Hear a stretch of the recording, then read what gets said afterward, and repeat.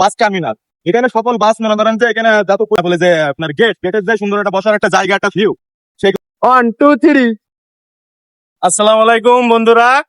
এই যে আসলাম বেনাপোল, মনে করেন যে মূলত আইছিলাম বেনাপোল বর্ডার ঘুরতে, বর্ডার থেকে ঘুরতে ঘুরতে ধরেন এই আসলাম বেনাপোল গেটে। এই পাশে যে দেখছেন এই যে আপনার বেনাপোলে যে আপনার গেটের যে সুন্দর একটা বসার একটা জায়গা, একটা ভিউ, সেগুলো একটা মানে ফিল অনুভব করলাম। আর এখন বর্তমান দাঁড়িয়ে আছি মেন রোডের পরে, এই যে মেন রোড, ওই যে সামনে দেখছেন বেনাপোল গেট। আমাদের যে বেনাপোলের যে গর্ব, সেই গেটটাই হচ্ছে এই বেনাপোল। এই বেনাপোল গেটের জন্য এত সুন্দর যে জায়গাগুলো দেখছেন, এগুলো সবকিছু সৌন্দর্য এই বেনাপোল এই যে গেটটার জন্য। তারপর আবার নতুন করে একটা নতুন উদ্বোধন হয়েছে, এই যে বেনাপোল বাস টার্মিনাল। এখানে সকল বাস মনে করেন যে এখানে যত পরিবহন আছে, সব গাড়ি ঘোড়া এখানেই থাকে।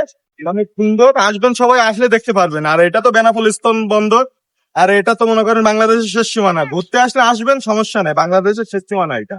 এটাই বেনাপোল। আসবেন সবাই, সবাই ভালো থাকবেন ইনশাল্লাহ।